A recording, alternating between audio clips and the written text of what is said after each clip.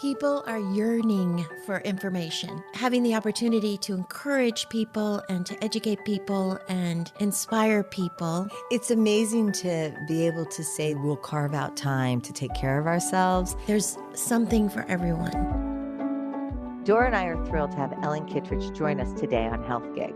Ellen works holistically with her clients to provide healing at all levels of their being. She has a specific focus in mind-body nutrition and stress management and has proven techniques for healing stress-related health conditions.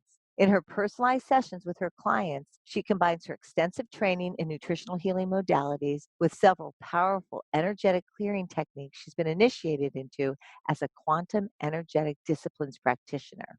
Ellen uses healing foods, nutritional recommendations, supplements, lifestyle coaching, energy clearing techniques, spiritual counseling, and a variety of other tools in her individualized approach to creating optimal health for each of her clients. Additionally, over the last 11 years, Ellen has led thousands of people through a highly effective 21-day therapeutic food-based cleansing program that she facilitates on a seasonal basis. Ellen has a deep passion for her own personal transformation as well as that of her clients, which translates into one success story after another. Ellen has been my health coach for about 12 years now. So she's probably one of my greatest teachers. And it's such an honor, Ellen, to have you on Health Gig. I'm so glad to be here. Thank you, Tricia. So I guess the best place to start would be with what you call evolutionary wellness. Can you tell us what that is and what you teach and why you think it's so important? I started out my nutrition counseling business about 12 years ago, just focusing on nutrition. And then I started to realize over time, I really was interested in the evolutionary potential of my clients and how they were growing and evolving over time. With the primary focus being on diet and nutrition, I was seeing a lot of wonderful results and a lot of benefits that people were making when they were changing their diets. But I also saw that there were certain places where people would get stuck and not necessarily be able to move to the next place of their healing. And so I got really curious about really the full mind, body, spirit approach, I guess you could say, to healing and to wellness. So several years into my business, I changed the name to Evolutionary Wellness. And I started to really think a lot about how we heal, how we evolve, and how healing works when we actually look at the bigger picture of what's happening on all levels of someone's wellness. And you use nature a lot when you teach to teach us how to take better care of ourselves and actually to learn to trust. Can you talk about that?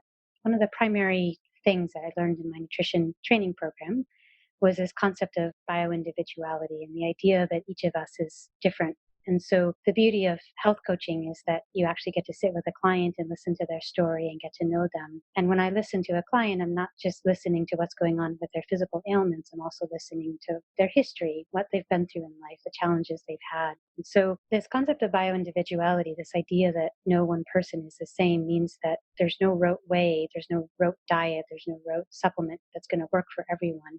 So instead, I really think of my clients as flowers in a flower garden or herbs in an herb garden. One person might be a rosemary, and another person is basil, and another person is thyme. And so each of those herbs have different flavors. They have different ways that they express themselves. They also have different nutrients that they need. And so I really try to encourage my clients to understand that they are their own unique individual and that their challenges and their difficulties and also their successes are theirs and that they're something that they should fully embody and I guess be empowered in claiming.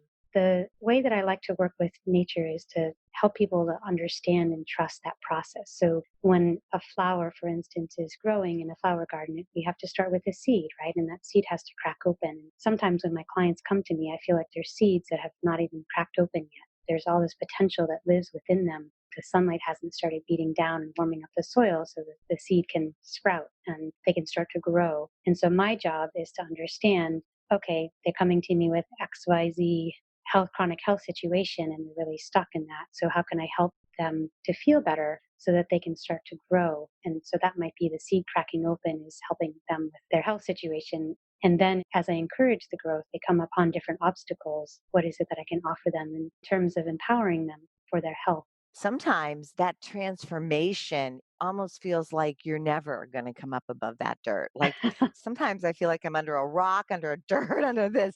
And you've just done such a great job explaining to me, I need to trust that. Can you talk a little more about that? We've all seen dandelions growing up out of cracks in the pavement, right? We've all seen grass coming up out of the most random places. And I love seeing trees that are on waterfalls sometimes. And how is that tree holding on, with all this water rushing by and doesn't seem like its roots in anything? It's just going around this rock, but somehow it's living and thriving. I just like to remind people that that's us. We can be that dandelion breaking through the cracks. And I work a lot with clients who are actually healers and teachers themselves. And a lot of my work is empowering them to understand how to step into their next level of potential. So, say some of my clients might be like a seed that's starting to crack, and others of my clients, they might be in the place where they're a flower and they're fully grown and they're just really starting to blossom.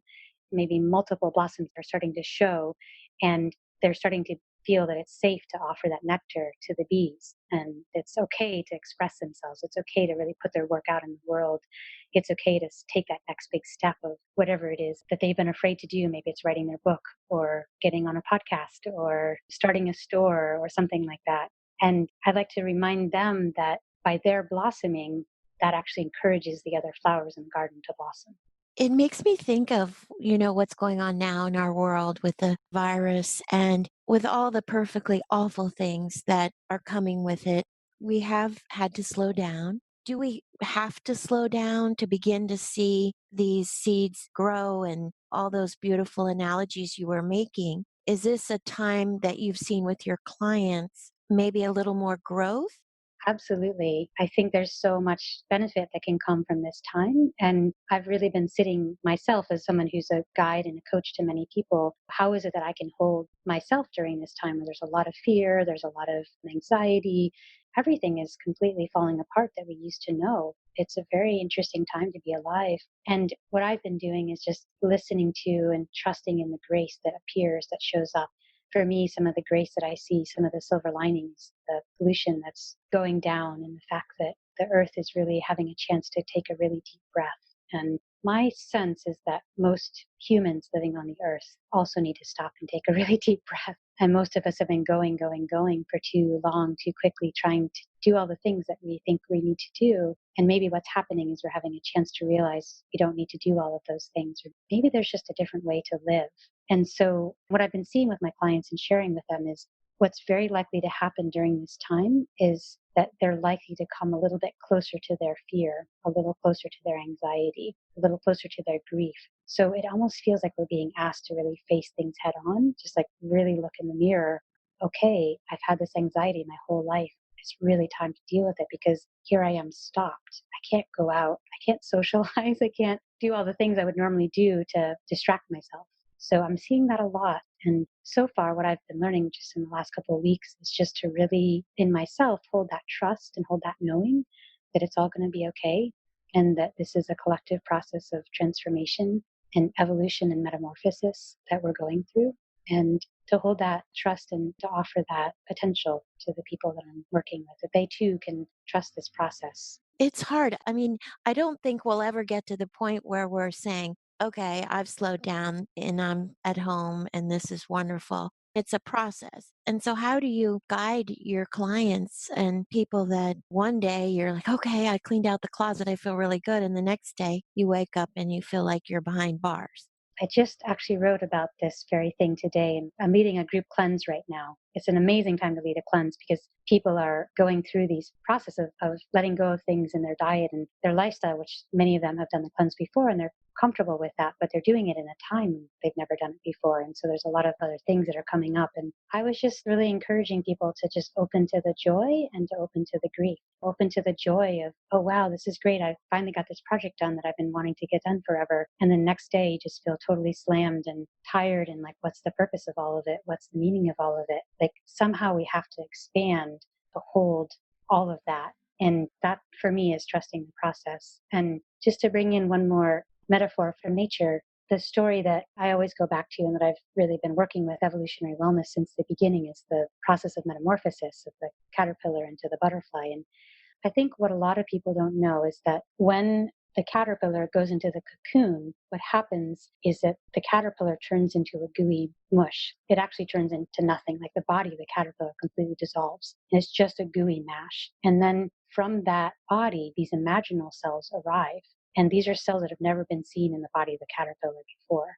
And these cells start to find each other. And these cells are what turns into the wing of the butterfly or to the heart of the butterfly. So, from something that has gorged itself on leaf matter until it gets so big and fat that it just can't do anything except just create a cocoon and hang there, it turns into a gooey mess. You don't even recognize what it is. And then from there, something magical happens. And it actually turns into one of nature's, most beautiful, beautiful things, which is a butterfly. And so I feel that that's sort of like what's happening right now, that we're going through a metamorphosis. We just have to trust it. And I don't know if you've ever seen like these videos of caterpillars in the cocoon. If you speed it up, you see that they're actually like moving back and forth really quickly. It looks like they're just in a lot of distress, basically, like it's just not comfortable. And that's the process of the cells dissolving into this goo and then re-arising.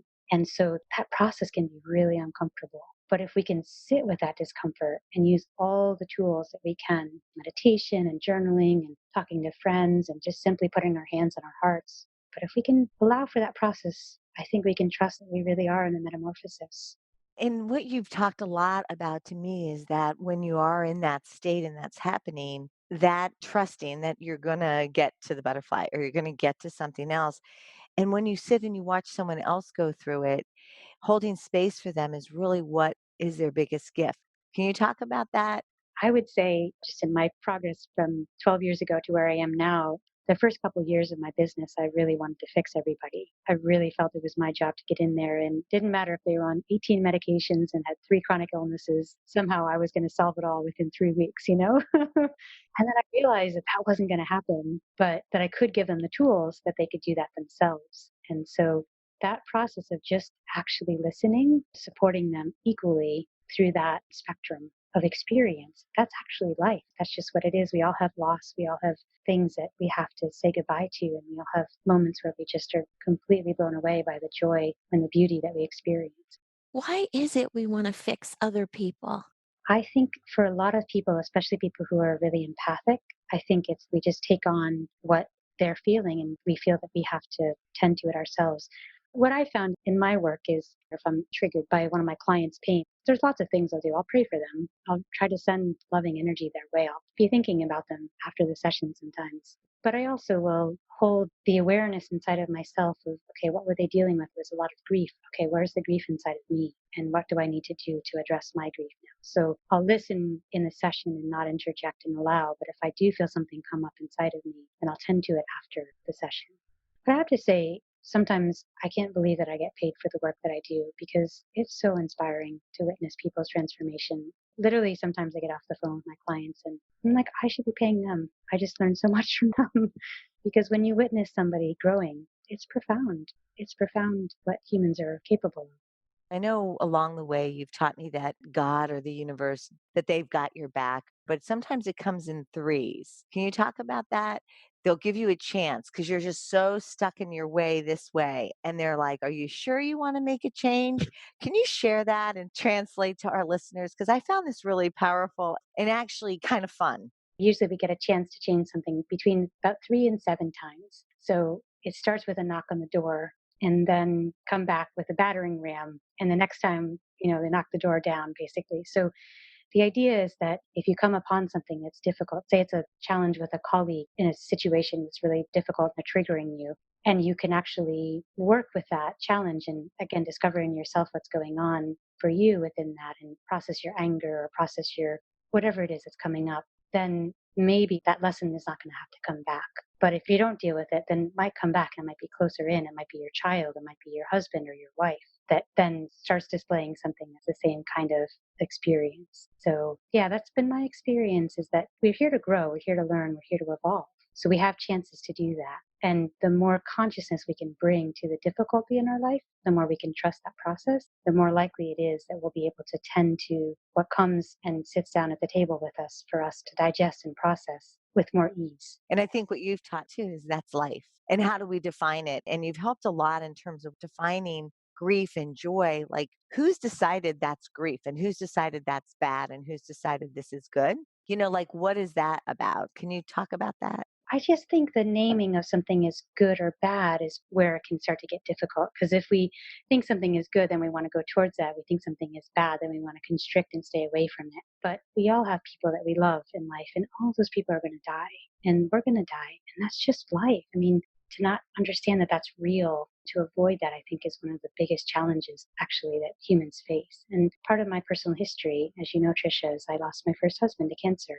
And that's the reason I'm doing what I'm doing, because he died of a cancer that maybe could have been prevented if he hadn't taken a lot of toxins into his body because of pollution of the waterways. I think it was likely that his cancer developed because of swimming in the Chesapeake Bay when he was a kid, actually. We know that there were toxins that, were dumped into the Chesapeake in the 60s. But maybe that could have been avoided if he had done other things with his diet, or maybe other people who have cancer developing, if they change their diet and change their lifestyle, maybe that's not going to happen to them. And so to lose my husband at 27 at a relatively early age like that was a huge life lesson. And it's pretty much been my biggest teacher my whole life. And, what it's taught me is that we are going to die. And so make the most of life when we have it. And I have to say, I feel grateful that I had to walk through this experience earlier in my life, because it gave me a lot of tools to be able to trust this process. And I see a lot of people who haven't necessarily faced loss or challenge are now facing it for the first time. And it's really difficult. And, I have a lot of compassion for that process. But I do think we're in a time collectively that we have never seen before. But can we go back to that process of metamorphosis of the caterpillar to the butterfly? Can we imagine what it's like for the seed when the seed casing breaks open and it starts to crack? Can we imagine what that feels like? It's got to be painful. It's like that was the shelter that we were living in. It was comfortable. But how could a beautiful flower grow if the seed casing doesn't break to allow for that sprout to emerge? So can we trust this process of expansion that is the evolution of who we are? That's just so beautiful, Ellen, that visual. Both Dora and I love our gardens. So to be able to talk about the flowers in this true way is just really beautiful. Absolutely. And that's what it's all about. I think facing the biggest loss I could imagine and actually living through it, and now having my life blossom in all the ways it's blossomed, I can realize that it actually really can happen. So if we feel like this is the hardest thing you've ever been through, then it may be true that it's the hardest thing, but it doesn't mean that your life isn't going to be reimagined on the other side. It's impossible to see what it could look like when we're in it. Those imaginal cells are still developing, they're still growing. We literally can't see what it is, but we still can trust that. If my words can just be a message of hope and a message of potential, that's maybe the grace that comes in. Well, we hope all the frontline workers could hear your message, because I think it would give them hope and inspiration as we get through this period. Well, Ellen, thank you. As always, the time spent with you is always thought provoking and healing, because you are a natural healer. So thank you for all of your gifts. Thank you so much, Tricia. Thank you so much, Dora. I really appreciate getting to talk with you. Thank you for joining us on Health Gig. We loved having you with us. We hope you'll tune in again next week.